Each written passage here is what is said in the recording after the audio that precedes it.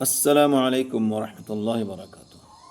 Video کو اوپر مت کیجیے، اسکپ مت کیجیے، بلکہ غور سے سنیے، کیونکہ میں آپ کے محبوب محمد صلی اللہ علیہ وسلم کی حدیث سنا رہا ہوں۔ جس کو اللہ کے نبی سے محبت ہوگی وہ اس حدیث کو سنے گا بھی اور دوسروں کو پہنچائے گا بھی، کیونکہ ہمارے لیے اللہ کے نبی سے زیادہ محبوب کوئی نہیں ہے۔ جس قدر ہم اپنے نبی سے محبت کرتے ہیں، ہم چاہتے ہیں اپنے جان و مال سب کچھ قربان کر کے اللہ کے نبی سے ملیں، اللہ کے نبی سے بات کریں، اللہ نبی کو دیکھیں، اللہ کی نبی کی بات سنیں۔ تو آپ کو میں اللہ کے نبی کی حدیث سنا رہا ہوں، غور سے سنیے، نیت عمل کرنے کی رکھیے اور دوسروں کو پہنچانے کی کوشش کیجیے۔ ہو سکے تو میں تو آپ سے یہ نہیں کہوں گا لائک کریں، شیئر کریں، بلکہ میں یہ کہوں گا کہ اس حدیث کو دوسروں کو پہنچانے کی کوشش کیجیے، اور جو میرا یوٹیوب چینل ہے اس کو سبسکرائب کر لیجیے، تاکہ آپ کو جب بھی میں حدیث اپلوڈ کروں آپ کو پہنچ سکے، اور آپ اپنے نبی سے محبت کے صدقے میں اس حدیث کو دوسروں تک پہنچانے والے بنیں، تاکہ آپ بھی ثواب کا مستحق بن سکتے ہیں۔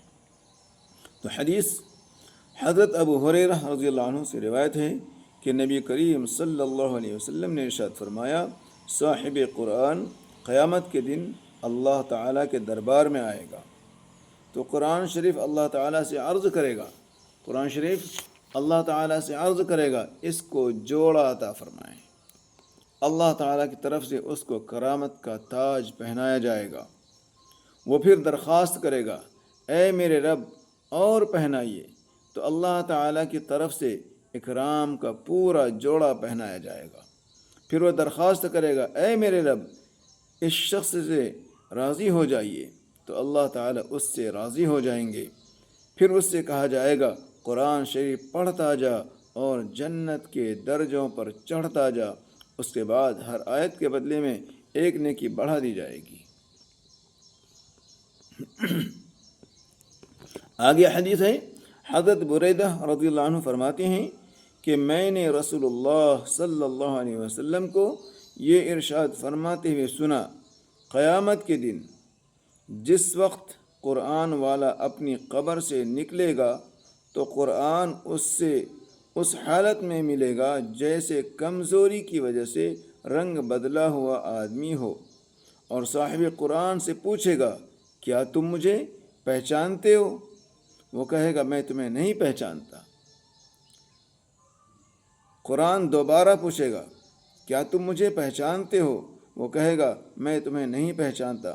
قرآن کہے گا، میں تمہارا ساتھی قرآن ہوں، جس نے تمہیں سخت گرمی کے دوپہر میں پیاسا رکھا اور رات کو جگایا، یعنی قرآن کے حکم پر عمل کی وجہ سے تم نے دن میں روزہ رکھا اور رات میں قرآن کی تلاوت کی۔ ہر تاجر اپنی تجارت سے نفع حاصل کرنا چاہتا ہے، اور آج تم اپنی تجارت سے سب سے زیادہ نفع حاصل کرنے والے ہو۔ ماشاءاللہ۔ اس کے بعد صاحب قرآن کو دائیں ہاتھ میں بادشاہت دی جائے گی اور بائیں ہاتھ میں جنت میں ہمیشہ رہنے کا پروانہ دیا جائے گا، اور اس کے سر پر وقار کا تاج رکھا جائے گا، اور اس کے والدین کو دو ایسے جوڑے پہنائے جائیں گے جن کی قیمت دنیا والے نہیں لگا سکتے۔ ہمیں یہ جوڑے، والدین کہیں گے، ہمیں یہ جوڑے کس وجہ سے پہنائے گئے ہیں؟ ہمیں یہ جوڑے کس وجہ سے پہنائے گئے ہیں؟ ان سے کہا جائے گا، تمہارے بچے کے قرآن حفظ کرنے کی وجہ سے۔ پھر صاحب قرآن سے کہا جائے گا، قرآن پڑھتا جا اور جنت کے درجوں اور بالا خانوں پر چڑھتا جا، جنت کے درجوں اور بالا خانوں پر چڑھتا جا۔ چنانچہ جب تک وہ قرآن پڑھتا رہے گا، چاہے روانی سے پڑھے چاہے ٹھہر ٹھہر کر پڑھے، وہ جنت کے درجوں اور بالا خانوں پر چڑھتا جائے گا۔ قرآن کریم کا کمزوری کی وجہ سے رنگ بدلے ہوئے آدمی کی شکل میں قرآن والے کے سامنے آنا، در حقیقت یہ خود قرآن والے کا ایک نقشہ ہے کہ اس نے راتوں کو قرآن کریم کی تلاوت کی اور دن میں اس کے احکام پر عمل کر کے اپنے آپ کو کمزور بنا لیا تھا۔ کتنی بڑی، کتنی پیاری حدیث ہے۔ اللہ تعالی ہمیں بھی اپنے بچوں کو حفظ کرانے کی توفیق عطا فرمائے۔ اگر ہم خود حافظ الحمدللہ، اور حافظ نہیں تو کم سے کم اپنے ایک بچے کو 2 بچے کو حافظ قرآن ضرور بنائیں، کیونکہ اللہ تعالیٰ حافظوں کے ذریعے سے قرآن کی حفاظت کرتا ہے۔ اور ہمیں اتنی بڑی حدیث آپ نے سنی ہے، ہمیں کیا کیا ملنے والا ہے، اور خود قرآن صاحب قرآن کو کیا ملے گا۔ آگے حدیث سماعت کر لیجئے۔ حضرت انس رضی اللہ عنہ روایت کرتے ہیں کہ رسول اللہ صلی اللہ علیہ وسلم نے ارشاد فرمایا، اللہ تعالیٰ کے لیے بعض لوگ ایسے ہیں جیسے کسی کے گھر کے خاص لوگ ہوتے ہیں۔ صحابہ رضی اللہ عنہم نے عرض کیا، وہ کون لوگ ہیں؟ ارشاد فرمایا، قرآن شریف والے، کہ وہ اللہ والے اور اس کے خاص لوگ ہیں۔ اگلی حدیث اور سماعت کر لیجئے۔ حضرت ابن عباس رضی اللہ عنہما روایت کرتے ہیں کہ رسول اللہ صلی اللہ علیہ وسلم نے ارشاد فرمایا، جس شخص کے دل میں قرآن کریم کا کوئی حصہ بھی محفوظ نہیں، وہ ویران گھر کی طرح ہے۔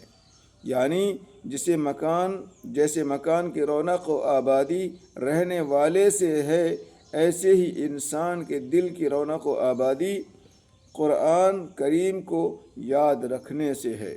اگر کسی انسان کو 1 آیت 2 آیت بھی یاد نہیں ہے تو وہ ویران گھر کی طرح سے۔ اس لیے ہمیں کم سے کم اتنی صورتیں یاد ہو جس سے ہم اپنی نماز کو صحیح کر سکتے ہیں۔ 10 صورتیں تو یاد ہونی چاہیے، چھوٹی چھوٹی، کم سے کم۔ سورہ فاتحہ تو ہر کسی کو یاد ہونی چاہیے۔ اس کے بعد سورہ فیل سے لے کر کے سورہ ناس تک یہ 10 صورتیں ہوتی ہیں، چھوٹی چھوٹی صورتیں ہیں۔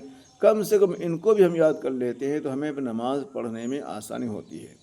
جیسے اگر رمضان کا مہینہ آتا ہے، بعض جگہ مسجدیں ہیں، تھوڑے مسلمان ہیں، بعض جگہ مسجد بھی نہیں ہے، اور لوگ رمضان میں تراویح پڑھنے کی کوشش کرتے ہیں، حافظ نہیں ملتے بیچاروں کو، تو کم سے کم اگر آپ کو 10 صورتیں بھی یاد ہیں تو رمضان میں سورہ تراویح کے ذریعے سے بھی آپ قوم کی خدمت کر سکتے ہیں، اپنے لوگوں کو رمضان میں تراویح کی خدمت انجام دے کر کے ان کو ثواب کو مستحق بنا سکتے ہیں۔ تو ہمیں چھوٹی چھوٹی صورتیں ہمارے چھوٹے چھوٹے بچوں کو، ہمارے گھر میں ہمارے ماں بہنوں کو، ہمیں خود بھی یاد ہونی چاہیے۔ یہ قرآن کی فضیلت آپ نے سنی، اس لیے ہمیں شوق ہونا چاہیے ہم قرآن شریف پڑھیں۔ تو آپ نے اللہ کے نبی کی حدیث سماعت کی ہے، تو آپ کو یہ چاہیے، آپ کی ذمہ داری ہوتی جیسے آپ نے سنی ہے اسی طرح دوسروں کی حدیث پہنچائیں۔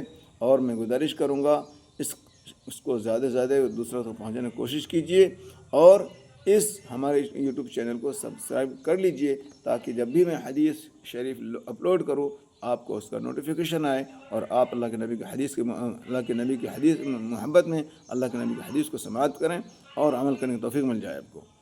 اللہ تعالیٰ سے دعا ہے اللہ ہمیں اور آپ کو توفیق عطا فرمائے، آمین یا رب العالمین۔